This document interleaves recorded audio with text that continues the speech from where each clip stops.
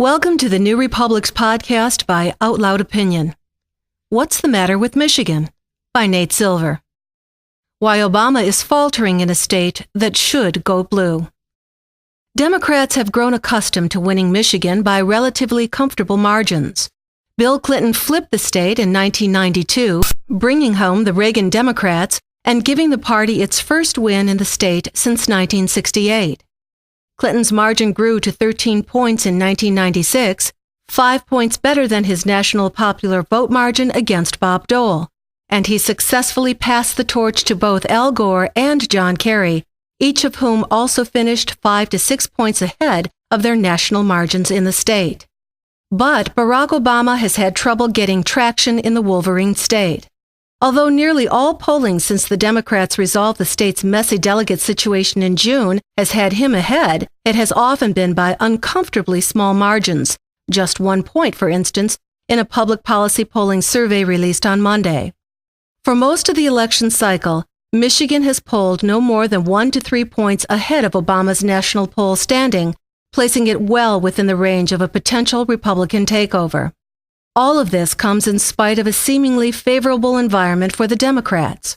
Michigan, its fortunes still tied to the struggling domestic auto industry, has the nation's highest unemployment rate at 8.5%. Its population is 14% African American, among the highest figures outside of the South. And it has two huge university towns in East Lansing and Ann Arbor, potential ground zeros for youth voter enthusiasm. Why, then, have Obama's numbers been sluggish in Michigan? There is no shortage of reasons. Late start. The Obama campaign presently has 32 field offices in Michigan and should eventually more than double the Kerry Edwards campaign's ground operations there. But to some extent, it is making up for lost time.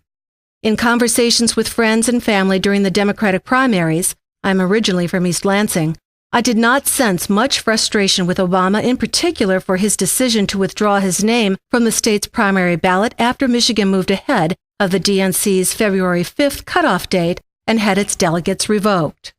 But I did sense aggravation and dampened enthusiasm for the Democratic Party in general. And whether or not those frustrations linger, Obama simply has not spent as much time in Michigan as he has in other parts of the industrial Midwest, having recused himself from campaigning there during the primaries. According to the Washington Post's candidate tracker, Obama has held 18 campaign events in Michigan since he launched his campaign last February, half the number he has held in Ohio, 36, and less than half the number he has held in Pennsylvania, 42. Neighboring states like Indiana and Wisconsin, less essential to the electoral map, have also gotten more Obama face time. Unpopular governor. Unlike in many other states, where the failures of the economy fall squarely on the shoulders of the Republicans, George W. Bush gets to share the blame with incumbent Democratic Governor Jennifer Granholm, whose approval rating was a tepid 37% in a recent poll conducted by the Detroit Free Press. That is a particularly poor result for a governor who had just been reelected with 56% of the vote in 2006. There was the sense that Granholm had been given a mulligan in 2006, charged with bringing jobs back to the state. As the unemployment rate has risen, trust for Granholm and her party has eroded. Unpopular mayor. A more serious problem, however, may be Mayor Kwame Kilpatrick of Detroit, who finally announced his resignation last Thursday after pleading guilty to a pair of felony charges for obstruction of justice. Already, there has been an advertising effort by a 527 group called Freedom's Defense Fund to tie Obama to Kilpatrick, full on with a Willie Horton-esque mugshot as Kilpatrick's criminal charges are scrolled in front of the viewer. Moreover, the whirlwind of scandals surrounding Kilpatrick has distracted Detroit City Hall from its usual role in building Democratic get-out-the-vote efforts, as Kilpatrick's cronies and enemies have fought amongst themselves. The Obama campaign has reversed its policy from the primary campaign and will pay street money to operatives of the local political machine in Philadelphia for their assistance in turning out the vote on Election Day. They will very likely need to follow suit in Detroit. Organized Republican Party. Michigan is one of the few remaining refuges of the moderate Republican. 9 of the 15 members of its congressional delegation are Republicans, but most are reasonably popular and have built some distance from Bush, with none ranking higher than the 90th most conservative member of the House. Maverick, the prequel.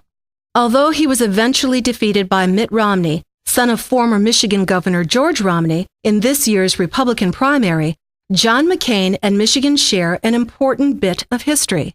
In 2000, McCain defeated Bush by 7 points in the state's Republican primary, thanks to heavy crossover voting from Democrats and independents in the state's open primary, who saw him as a palatably moderate alternative.